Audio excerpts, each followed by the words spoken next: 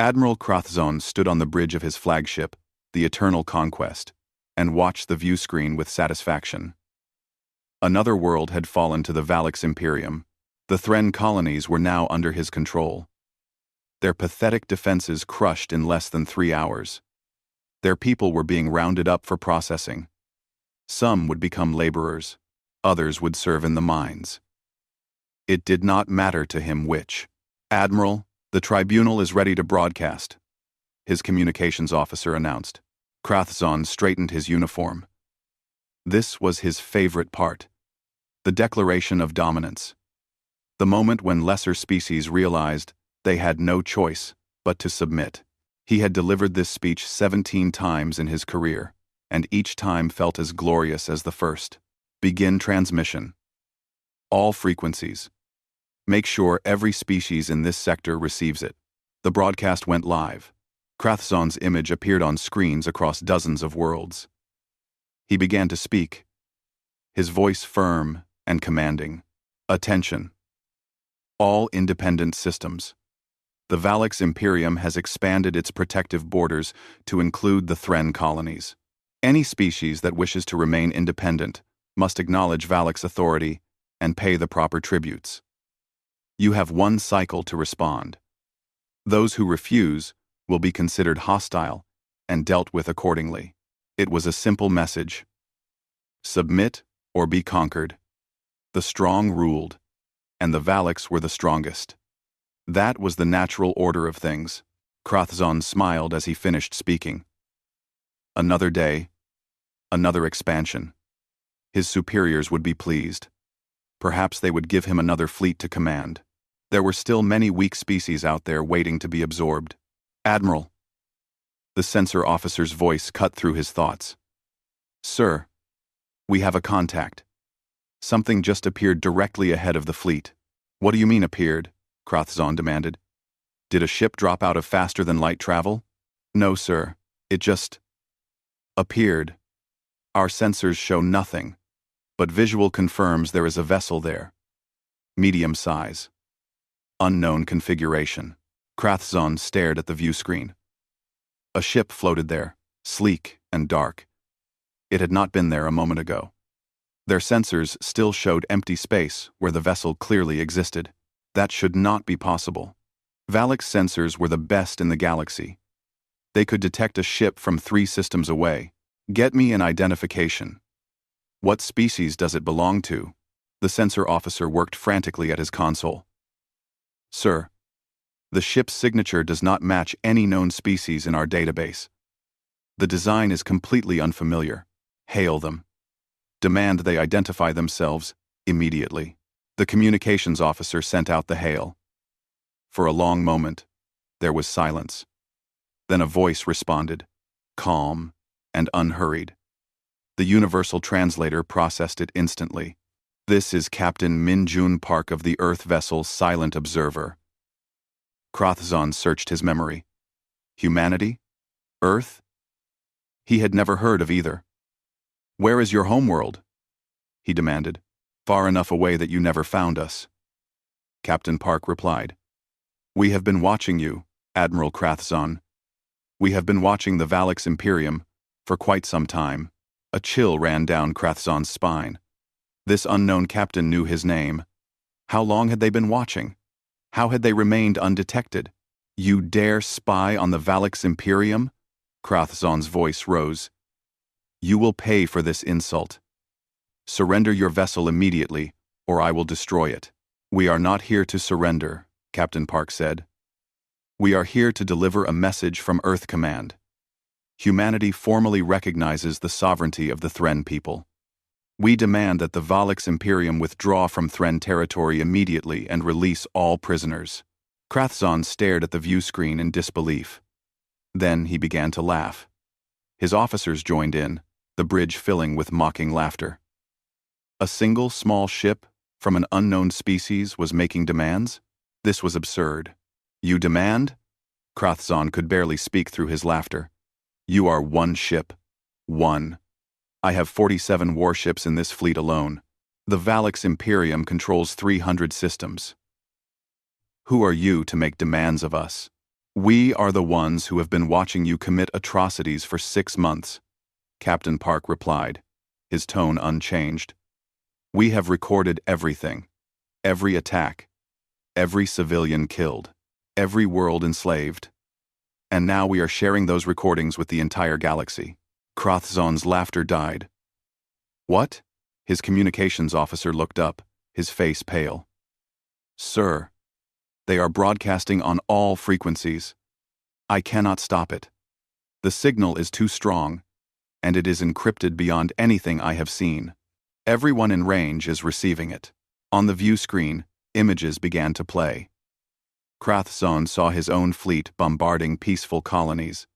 He saw Valak soldiers rounding up civilians. He saw the executions of those who resisted. He saw the slave pens. Every crime, every brutal act, recorded in perfect clarity. Cut that transmission, Krathzon roared. I cannot, sir. They are using technology far beyond our jamming capabilities. Krathzon felt rage building inside him. This unknown species had humiliated him. They had exposed the Valaks to the entire galaxy. Species that had feared the Valaks would now see them as monsters. Allies would turn away. Enemies would grow bold. Weapons, target that ship. Prepare to fire all batteries. His weapons officer hesitated. Sir, we know nothing about their defenses. Perhaps we should go.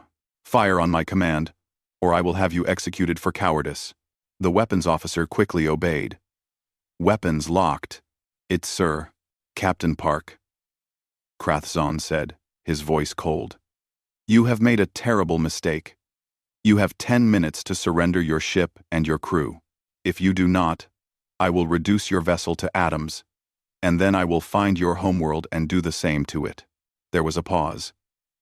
Then Captain Park spoke again, and Krathzon heard something in his voice that made his blood run cold. Not fear, not anger, just calm, certainty. Admiral, you have no idea what you are dealing with. For your own sake, I suggest you withdraw your fleet and return to Valak space. This is your only warning. My only warning? Krathzon's voice shook with fury. No, this is your only warning. 10 minutes, Captain. Then you die. He cut the transmission and began counting down the minutes. His fleet moved into attack formation, surrounding the small human vessel. 47 warships against 1. The outcome was obvious. These humans would learn the price of defying the Valak's Imperium. As the 10th minute approached, Krathzon leaned forward in his command chair. Time is up, he announced. All ships, fire at will. Destroy them. The fleet opened fire as one, and space lit up with deadly energy. The space around the silent observer exploded with weapons fire. Plasma bolts, particle beams, and kinetic rounds converged on the human vessel from every direction. The Valak's weapons were powerful enough to crack continents. The combined firepower of 47 warships could destroy a small moon. Captain Minjun Park sat calmly in his command chair and watched the sensor displays. The ship barely trembled. Shield status? He asked. Lieutenant Cho Hanul checked her tactical console. Shields at 98% and holding, sir. The Valak's weapons are not even close to penetrating them. ADO. End quote. Adjust shield harmonics to better absorb their particle beams. No need to waste energy. Yes, sir. On the Eternal Conquest, Admiral Krathzon watched in disbelief as his fleet's weapons splashed harmlessly against the human vessel's shields. The small ship sat there, unmoving, untouched, not even a flicker in its defensive barrier. Impossible, he whispered. Our weapons can level cities. How are their shields this strong? Commander Zexval, his first officer, stepped closer. Admiral, perhaps we should reconsider this engagement. We know nothing about these humans. Their technology appears far beyond. Silence, Krathzon snapped. I will not retreat from a single ship. All vessels, maximum firepower. Concentrate fire on one point. overwhelmed their shields. The fleet adjusted its targeting. Every ship fired at the exact same spot on the silent observers' shields. The concentration of energy was enormous, enough to bore through a planet's core. Still, the human shields held without wavering. Krathzon's hands gripped his command chair until his knuckles turned white. 5 minutes of continuous fire. Nothing. The human ship just floated there, absorbing everything. "Admiral, our weapons are starting to overheat," the weapons officer reported. "We need to pause firing to let the systems cool." "Do it," Krathzon growled. "But keep targeting solutions active." As the Valak's weapons fell silent, Captain Park's voice came over the open channel. "Are you finished, Admiral?" The mocking tone in those words made Krathzon's rage boil over. "Finished? We have barely begun. When our weapons cool, you will do nothing." Captain Park interrupted. "You have demonstrated your hostility. You have refused our peaceful warning. Now, you will see what happens when humans stop being patient." A single beam lanced out from the silent observer. It struck the Eternal Conquest with surgical precision, cutting through its weapons arrays. Explosions rippled across the flagship's hull as every gun emplacement died. The beam lasted only 2 seconds. "Damage report," Krathzon shouted. "All weapons offline, sir," his weapons officer said, his voice shaking. "They targeted every single weapons system perfectly. Main power is still intact. Life support is functional. But we cannot fight back." One shot. One precise shot had disarmed the most powerful warship in the Valak's fleet. Krathzon stared at the view screen, his mind struggling to process what had happened. "Admiral," Commander Zexval said quietly, "we should surrender. This enemy is beyond our capability to—" "No," Krathzon's voice echoed through the bridge. "I will not surrender to an unknown species. I will not bring shame to the Valak's Imperium. Send an emergency transmission to the homeworld. Tell Empress Calvina we need reinforcements immediately. Every ship they can send. Sir, if we call for help, it will take hours for them to arrive. What do we do until then? We stall. We negotiate. We do whatever we must to survive until help comes." Before Zexval could respond, the sensors started screaming. Warning lights flashed across every console. "Admiral," the sensor officer cried out. "Multiple contacts. Ships are decloaking all around us." Krathzon looked at the view screen. His heart sank into his stomach. 15 more human vessels appeared, surrounding his entire fleet. They were larger than the silent observer. Much larger. Each one was the size of a Valak's dreadnought. They formed a perfect sphere around the Valak's ships, blocking every possible escape route. "By the void," Commander Zexval whispered. "They were all here. Watching. Waiting." Captain Park's voice returned, now broadcast, so every ship in the Valak's fleet could hear. "Admiral Krathzon, your reinforcements have been detected. They are currently 6 hours away. I should inform you that we have 30 more vessels moving to intercept them. Your Empress will arrive to find her fleet already defeated." Krathzon said nothing. His mind raced through options and found none. 16 human ships surrounded his 47 vessels. His flagship was disarmed. The enemy had superior shields and weapons, and apparently they had been watching this entire time, invisible to Valak's sensors. "This is Captain Baek Suyeon of the battleship Resolute Dawn," a new voice said. A woman's voice. Firm, but not unkind. "I am now in command of this operation. Admiral Krathzon. These are our terms. You will immediately release all Thren prisoners. You will withdraw your fleet to Valak's territory. You will agree to face a galactic tribunal for your war crimes. If you comply, no Valak's lives will be taken. If you refuse, we will disable every ship in your fleet, just as we disabled your flagship." Krathzon wanted to refuse. Every instinct screamed at him to fight. But he was a military commander, not a fool. Fighting would only lead to the destruction of his fleet. The Valix Imperium does not negotiate with terrorists, he said, trying to sound defiant. We are not terrorists, Captain Bake replied. We are witnesses to your crimes. We have evidence. We have the power to enforce justice. You have 1 hour to decide. The transmission ended. Krathzon looked around his bridge. His officers stared back at him, waiting for orders. For the first time in his career, he had no orders to give. Sir, Commander Zexval said carefully, perhaps we should contact Empress Calvina directly. Let her decide how to proceed. Krathzon nodded slowly. It was a good suggestion. Let the Empress handle this disaster. He had done his duty. The rest was beyond his control now. Back on the Silent Observer, Dr. Yunsera studied her sensor readings carefully. She was a scientist, not a soldier, but she understood what she was seeing. Captain, I am detecting a massive fleet approaching. 230 ships. Valix reinforcements. Captain Park nodded. Expected. How long until they arrive? 5 hours and 43 minutes at current speed. Lieutenant Cho. Prepare Protocol Omega. Target the 4th moon of this system. The uninhabited one. Cho looked up from her console. Sir? Are you certain? That will reveal our full capabilities. Yes. We need to prevent bloodshed. If the Valix reinforcements see what we can do, they may choose wisdom over pride. Understood, sir.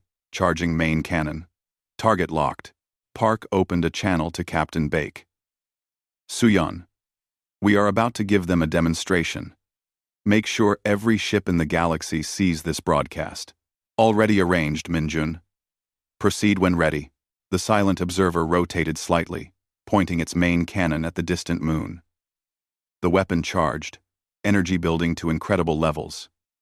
Then it fired. The beam that emerged was thin, barely visible. It crossed the distance to the moon in an instant. When it struck, the moon began to glow. Not explode. Not crack. It glowed brighter and brighter, like a star being born, and then it was gone, simply gone, reduced to individual atoms scattered across space. A moon that had existed for billions of years ceased to exist in 7 seconds. Every ship in the system, Valix and human alike, watched in silence. Every species monitoring the galactic broadcast saw it. The demonstration was clear. Humanity had the power to erase worlds. On the bridge of the Eternal Conquest, Admiral Krathzon stared at the empty space where a moon had been. His hands shook. His voice would not work. Commander Zexval spoke for him. Contact the Empress. Tell her. Tell her to stop the reinforcement fleet. Tell her we surrender. Empress Calvina of the Valix Imperium sat upon her throne and watched the transmission with growing horror. She had ruled for 20 cycles, expanding her empire through strength and fear. She had crushed rebellions and conquered dozens of worlds. Nothing had ever truly frightened her. Until now, the moon had not exploded. Explosions, she understood. This was something else entirely. The humans had somehow unraveled the very atoms that made up the celestial body. 1 shot. 7 seconds. An entire moon simply ceased to exist. Halt the reinforcement fleet, she commanded. Immediately, her military advisor stepped forward, his face pale. Your Majesty, if we halt now, we show weakness. Every species in the galaxy will see that the Valix can be intimidated. If we do not halt, that fleet will be destroyed. Calvina replied coldly. I did not become Empress by sending my warriors to pointless deaths. Stop the fleet. Now. The order went out across faster than light channels. The 230 warships that had been racing to Admiral Krathzon's rescue slowed and stopped. Their commanders protested, but orders were orders. Meanwhile, on the Resolute Dawn, Captain Bake Suyon watched the Valix fleet's status. They were powering down weapons and shields. Good. She did not want to hurt anyone if she could avoid it. Open a channel to the Eternal Conquest, she instructed. Admiral Krathzon appeared on screen. He looked defeated, his proud posture gone. I am authorized to negotiate. Good, Bake said. First, release the Thren prisoners. All of them. It will take time to process. Admiral, I do not think you understand your situation. You have no leverage, no bargaining position. Release the prisoners now, or we will board your ships and release them ourselves. Krathzon swallowed hard and nodded. It will be done. Across the Valix fleet, cargo bays opened. Thren prisoners emerged. Confused and frightened. They had been locked in dark cells, awaiting their fate as slaves. Now, they were being freed. Human shuttles launched from several vessels, moving to collect the freed prisoners. The Valix did not interfere. They simply watched as thousands of Thren were evacuated. Among the prisoners was Ambassador Threnpil, an elderly statesman who had tried to negotiate peace before the invasion. He was taken aboard the Silent Observer, where Captain Park greeted him personally. Ambassador, I am Captain Minjun Park of Earth. Welcome aboard. Threnpil looked around the human ship with wonder. Everything was clean and advanced. Medical personnel were already treating injured Thren. Food and water were being distributed. You came? For us? Threnpil's voice cracked with emotion. We sent distress signals to every species we knew. No one answered. No one came. But you came. We heard your signals, Park said gently. We were already watching the Valix. When they attacked your people, we knew we had to act. But why? You do not know us. We have nothing to offer you. Park smiled slightly. Because it was the right thing to do. Humanity learned a long time ago that standing by, while innocents suffer, makes us guilty too. Threnpil began to cry, relief and gratitude overwhelming him. Park gave him time to compose himself, then led him to the medical bay where other Thren were being cared for. Dr. Yoon Sarah worked alongside her medical team, treating injuries. She was gentle with each patient, explaining what she was doing in simple terms. Many Thren had never seen humans before. They stared at these strange beings who had rescued them. Are all humans like this? One young Thren asked. So kind? Yoon smiled. We try to be, though I think you are seeing us at our best right now. While the evacuation continued, something else was happening across the galaxy. The broadcasts that the Silent Observer had sent out were spreading everywhere. Species that had suffered under Valix aggression saw the evidence of war crimes. Neutral species saw the cruelty behind the Valix Empire's expansion. Even Valix citizens on the homeworld saw what their military had been doing in their name. On the Valix homeworld, protests began. Citizens marched in the streets, demanding answers. How could their leaders allow such atrocities? They had been told the Empire was bringing order and civilization to lesser species. The videos showed something very different.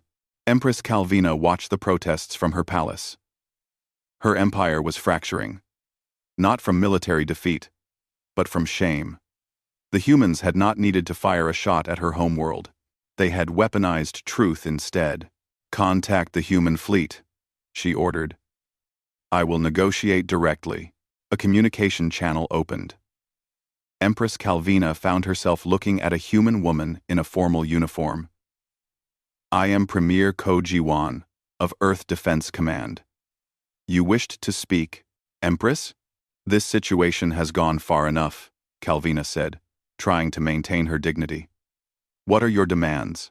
Freedom for the Thren and all other enslaved peoples. Withdrawal of Valix forces from occupied territories. Reparations for damages caused. And you, personally, will face a galactic tribunal for ordering these attacks. I will not submit to trial by lesser species. Ko's expression did not change. Then your empire will continue to suffer. We will broadcast more evidence. Your own people are already turning against you.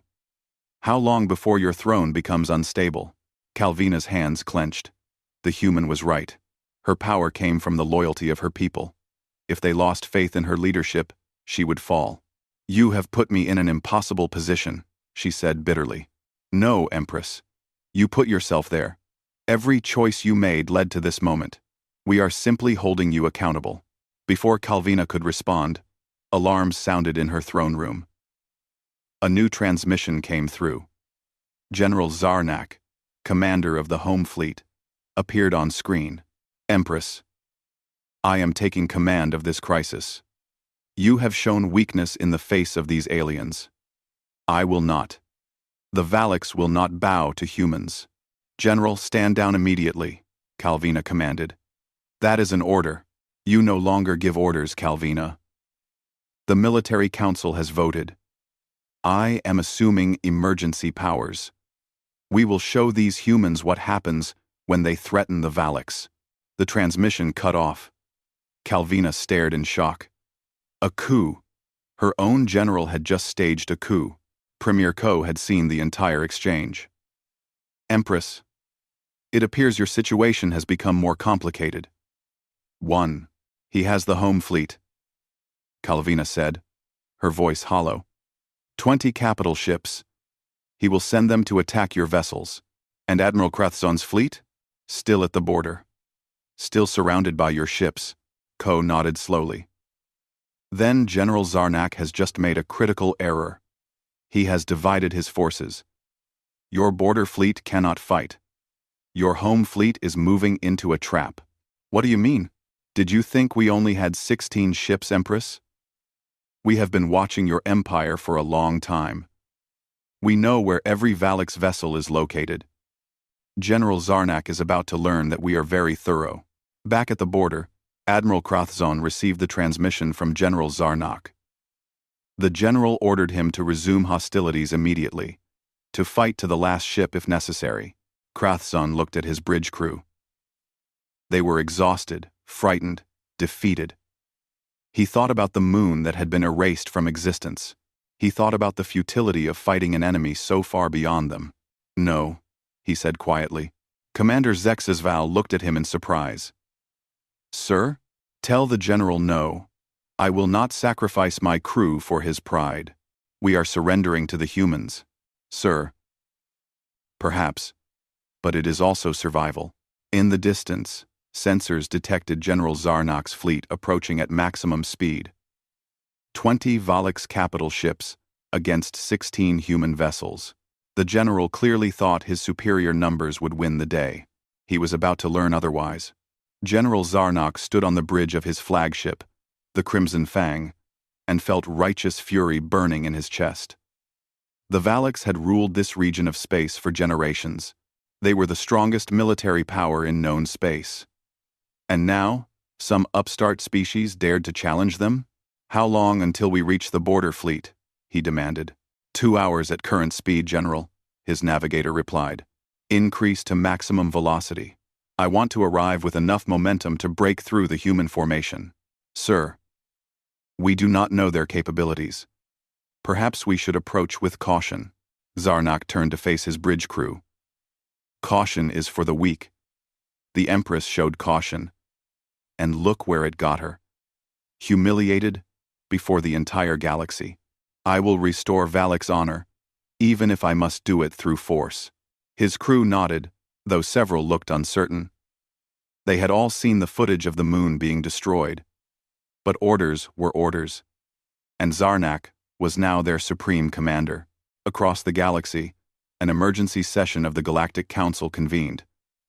Hundreds of species sent representatives to the neutral station where the council met. They had all received humanity's broadcasts. They had all seen the evidence of Valak's war crimes.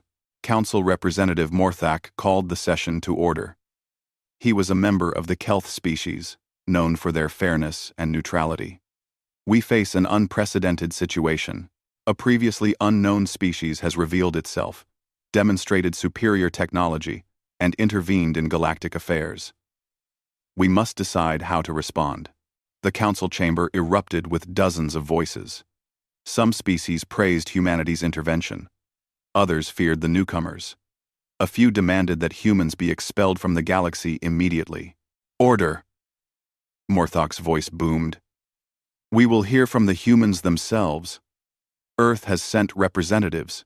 Premier Kojiwon entered the chamber, accompanied by Director Nam Tae-hyun of Earth Intelligence Service and Captain Park. They walked calmly to the central platform, seemingly unbothered by the hundreds of alien eyes watching them. Premier Ko, Morthok began. Your species has disrupted galactic order.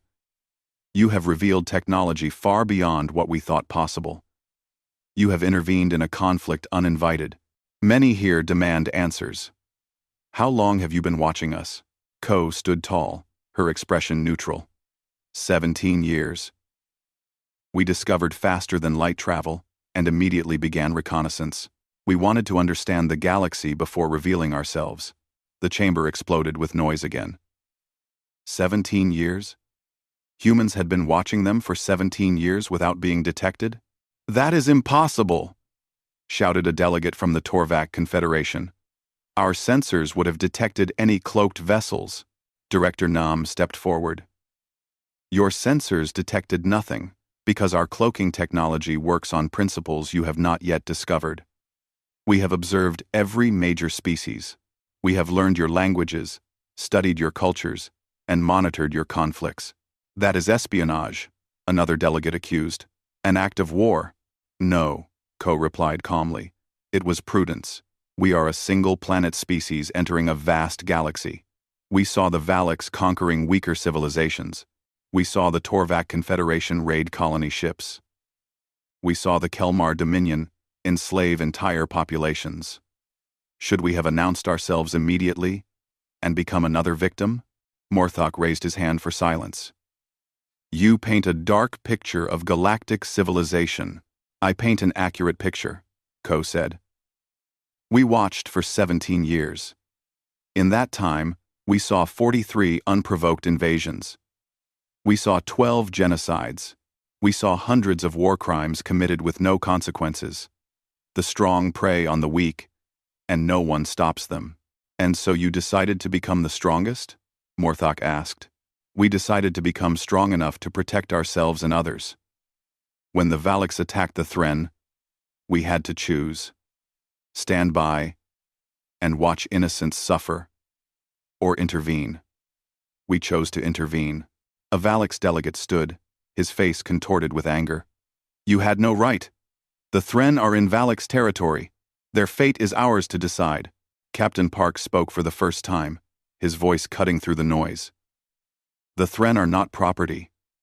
They are people. And they asked for help. We answered, by threatening our entire fleet. The Valaks delegate countered, by demonstrating weapons that can destroy moons. Do you not see how that terrifies everyone here? A.M. Ender. Way. Ender still. Yes. Park admitted. I do. And I am sorry for that. We never wanted to frighten anyone. But the Valaks gave us no choice. We tried peaceful negotiation. We were threatened with annihilation. So we showed that we could not be easily destroyed. Director Nam activated a holographic display. I want to share something with this council. These are sensor logs from the past 17 years. Images appeared, showing human vessels conducting surveillance throughout the galaxy. There were ships near every major homeworld, every military installation, every trade route. The scope was staggering. We have been everywhere, Nam continued. We know the location of every Valaks military base, every Torvac raiding fleet, every Kelmar slave depot. We have maps of your territories, copies of your military protocols. We even know your communications encryption methods. The council chamber fell into stunned silence. The implications were enormous. Humanity knew everything about them. Every weakness. Every secret. Why are you telling us this? Morthok asked quietly. Because transparency builds trust, Ko replied. We could have remained hidden forever, manipulating events from the shadows. Instead, we are revealing ourselves honestly. Yes, we have advantages.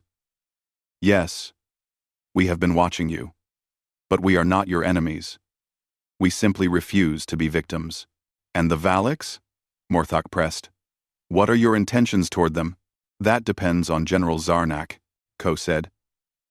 The general has seized power and is currently leading a fleet to attack our vessels.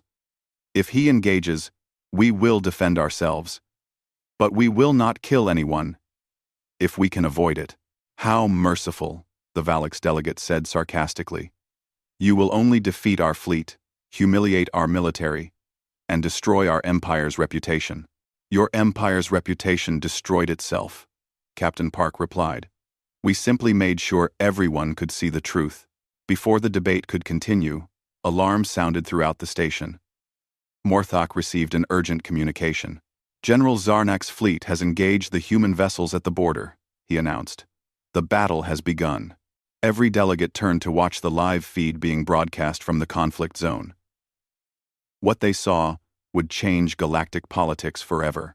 General Zarnak's 20 capital ships emerged from faster-than-light travel in perfect formation. They immediately opened fire on the human vessels surrounding Admiral Krothzon's surrendered fleet. The human ships did not return fire. Not at first. They simply moved. The delegates watched in awe as the human vessels dodged incoming fire with impossible grace. Ships that large should not be able to move like that. They weaved between plasma bolts and kinetic rounds like dancers, never taking a single hit. What are they doing? Someone whispered. They are studying the attack patterns, Director Nam explained, watching from the council chamber. Our combat AI is learning how Valix weapons and tactics work. In about 30 seconds, it will have enough data. Sure enough, 30 seconds later, the human ships began their counterattack. But they did not use their main weapons. Instead, precise beams lanced out from each vessel, targeting specific systems on the Valix ships, engines disabled, weapons offline, shields collapsed. Ship after ship went dark, drifting helplessly but intact. No explosions, no casualties, just surgical precision that left the Valix fleet completely helpless. The entire engagement lasted 4 minutes. General Zarnak stared at his dead controls in disbelief. His flagship was powerless. His fleet was defeated, and not a single human ship had been damaged. Captain Bake's voice came over an open channel. General Zarnak, your fleet is disabled but unharmed. Your crews are safe. Stand down, and we will discuss terms of surrender. Zarnak said nothing. He simply stared at the view screen, watching human vessels move among his defeated ships, like shepherds among sheep. In the council chamber, Morthok turned to face Premier Ko. You have made your point, Premier. Humanity is powerful, but power alone does not grant you authority here. We do not seek authority, Ko replied. We seek partnership. We want to join the galactic community, but only if that community operates with justice and law. No more unprovoked wars. No more slavery. No more strong, devouring the weak. Those are noble words, Morthok said. But who will enforce these ideals? You? Ko smiled slightly. If necessary. But we would prefer that the council itself take responsibility. Establish real laws. Real consequences. We will support you, but we will no longer stand by while atrocities happen. The council debated for hours, but the outcome was clear. Humanity had demonstrated both power and restraint. They had the technology to dominate the galaxy, but chose cooperation instead. The council had no choice but to accept them as equals. The aftermath of the battle spread across the galaxy like ripples in water. General Zarnak's attempted coup had failed spectacularly. His disabled fleet drifted in space while human vessels maintained a careful watch. On the Valix homeworld, citizens demanded answers. How had their mighty military been defeated so easily? Empress Calvina addressed her people from the imperial palace. She looked tired, her proud bearing diminished by recent events. My fellow Valix, we have suffered a great defeat, not because we lacked courage, but because we lacked wisdom. We believed our strength made us invincible. We were wrong. The broadcast reached every corner of Valak space. Citizens listened, some with anger, others with shame. The humans have shown us mercy we did not deserve, Calvina continued. They could have destroyed our fleets. They chose not to. They could have invaded our worlds. They chose not to. Instead, they demand only justice. Justice for those we have wronged. She paused, gathering her courage for what came next. Therefore, I am formally dissolving the military expansion doctrine. All occupied territories will be returned to their rightful owners. All enslaved peoples will be freed. And I will submit myself to the Galactic Tribunal to answer for my crimes. The announcement shocked the Empire. Some celebrated, others protested. But the decision was made. At the border, Captain Park stood on the bridge of the Silent Observer and watched as Thren refugees boarded transport vessels. Thousands of them, finally going home. Ambassador Threnpil approached him, his aged face marked by tears of joy. Captain Park, I do not have words sufficient to thank you. You risked everything to save my people. Park shook his head. We did what anyone should have done. I only wish we had acted sooner. Park, you acted when no one else would. That makes all the difference. Threnpil held out his hand in the human gesture. Park had taught him. They shook hands, and Park felt the weight of gratitude in that simple touch. Dr. Yoon Sira joined them, carrying data tablets. Ambassador, we have completed medical screenings for all the rescued Thren. Most are malnourished, but will recover fully. We have provided supplies and medicine for your journey home. You have given us more than supplies, Threnpil said. You have given us hope. For years, we believed the galaxy had forgotten us. That might made right, and we had no might. But you proved that courage and compassion still matter. Across the sector, other rescued peoples echoed similar sentiments. Species that had been enslaved or conquered by the Valaks suddenly found themselves free. Human vessels escorted them safely back to their homeworlds, providing aid and protection. On Earth, the news of first contact dominated every broadcast. Humanity had revealed itself to the galaxy in the most dramatic way possible. Some people celebrated. Others worried about the consequences. Premier Ko addressed the United Earth Assembly to explain their actions. We spent 17 years preparing for this moment, she said to the assembled representatives. We knew that revealing ourselves would change everything. We chose to do so by defending those who could not defend themselves. That is who we are. That is who we choose to be. The Assembly voted overwhelmingly to support the government's actions. Earth began preparing for formal, diplomatic relations with dozens of alien species. At the Galactic Council Station, Morthok called a special session. The chamber was packed with delegates, eager to see what would happen next. Premier Ko and her team returned to the central platform. The Council has deliberated, Morthok announced. We offer humanity a permanent seat on the Galactic Council, with all rights and responsibilities that entails. Ko inclined her head in acknowledgement. We accept, with conditions. Several delegates shifted uncomfortably. Humans were already making demands? First, Ko continued, the Council must establish enforceable laws against slavery, genocide, and unprovoked warfare. Second, there must be real consequences for those who break these laws. Third, weaker species must have protection and representation. The Council cannot simply be a gathering of the powerful. Those are significant changes to how we operate, Morthok said carefully. Yes, they are also necessary. Humanity will not join a council that tolerates atrocities. We spent 17 years watching this galaxy tear itself apart. That ends now. The threat was clear. Humanity had the power to reshape galactic politics by force if necessary. But they preferred cooperation. Very well, Morthok agreed. We will draft new protocols. But Premier Ko, you must understand that change takes time. Not every species will accept these reforms easily. We understand. But we will be watching. Always watching. In the following weeks, 12 aggressive empires immediately ceased their expansion plans. The display of human military power had convinced them that conquest was no longer worth the risk. 3 species that had been planning invasions quietly shelved their plans. The Valix Empire began the long process of paying reparations and releasing occupied territories. It was painful and humiliating. But Empress Calvina kept her word. She appeared before the Galactic Tribunal and accepted responsibility for her actions.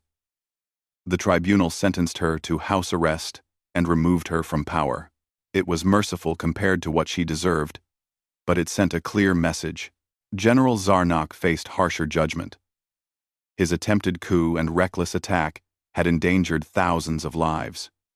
He was imprisoned, and his supporters removed from military positions. The Valix fleet underwent complete restructuring, with commanders chosen for their wisdom rather than their aggression. Admiral Krathzon, surprisingly, was offered leniency. He had surrendered when continued fighting would have been pointless. He had protected his crew, rather than sacrifice them for pride. The tribunal assigned him to oversee Valix disarmament efforts, turning a former conqueror into a peacekeeper. Captain Park visited him once during this process. They met in a conference room on a neutral station. 2 military officers who had nearly destroyed each other. "Why did you spare us?" Krathzon asked. "You had every right to destroy my fleet." "Because killing you would not have changed anything," Park replied. "We wanted to change minds, not simply defeat armies. You succeeded. I have seen what the Valix did. In the name of strength. It shames me. Then use that shame to build something better. Help your people find a new path." Krathzon nodded slowly. "I will try." As months passed, the galaxy adapted to its new reality. Human vessels became a common sight, always watching, always ready to intervene if necessary. Some species resented the oversight. Most welcomed it. The silent observer returned to Earth for the first time since revealing itself. Captain Park and his crew received a hero's welcome. They had changed galactic history, and they had done it without firing a single shot in anger. Dr. Yoon stood at the observation deck, looking down at Earth's blue surface. "It is strange to be home. Out there, we changed everything. Here, life continues as normal." "Not for long," Lieutenant Cho said, joining her. "Earth is already building new ships, training new crews. We are going to be a galactic power now. I hope we use that power wisely." "We will. Captain Park will make sure of it." Park himself stood on the bridge one last time before disembarking. He thought about everything that had happened. The fear, the tension, the relief when violence was avoided. "Captain," his communications officer called out, "we are receiving a message from Galactic Council. They want us back in space within a month. 3 more species have requested human protection while they establish their own defenses." Park smiled. "Tell them we will be there. The silent observer is always ready, far across the galaxy, in deep space near the territory of an aggressive empire, known for its brutal raids." Space rippled. 20 human vessels decloaked simultaneously, their presence detected by every sensor in range. They hung there for exactly 10 seconds, long enough to be seen and recorded. Then they vanished again, cloaking back into invisibility. The message was clear. Humanity was watching. Everywhere. Always. On dozens of worlds, aggressive leaders reconsidered their plans. Pirates thought twice about their next raid. Would-be conquerors found peaceful alternatives. The mere possibility of human intervention was enough to change behavior. Captain Baek Soo-yeon, now commanding the entire Earth Expeditionary Fleet, reviewed reports from her ships scattered throughout the galaxy. "We do not need to fight every battle, Endline," she told her staff. "We just need to make sure everyone knows we could." It was a new kind of deterrence. Not through fear of destruction, but through the certainty that injustice would have consequences. Ambassador Threnpil, now fully recovered, and back on his homeworld, recorded a message that was broadcast throughout the galaxy. To all who suffer under tyranny, know this: you are not alone. Humanity has shown us that the strong can choose mercy, that power can be used for protection rather than domination. The galaxy is changing. Hope exists again. On Earth, children learned about the first contact in their history classes. How humanity had watched and waited. How they had prepared. How they had revealed themselves not through conquest, but through compassion. The lesson was simple but profound. Strength without wisdom was tyranny. Power without restraint was destruction. But strength used to protect the weak? That was heroism. Captain Park retired from active service a year later. But his legacy lived on. The silent observer became a symbol of human principles. Watch carefully. Prepare thoroughly. Act decisively. But always, always, choose mercy when possible. As humanity took its place among the galactic powers, they carried those lessons with them. They had decloaked and changed everything. Not through weapons, though they had them. Not through threats, though they could make them, but through a simple demonstration that power without purpose was meaningless. The galaxy had regretted challenging them. But in time, they came to appreciate having humans as guardians rather than conquerors. And somewhere in the depths of space, cloaked human vessels continued their eternal watch, ready to reveal themselves whenever injustice needed to be confronted. The message remained the same. You were being watched. You were being judged. And humanity would not stand by while the innocent suffered. That was the human way. That was why the galaxy both feared and respected them. And that was why, in the end, the universe became a little bit safer for everyone.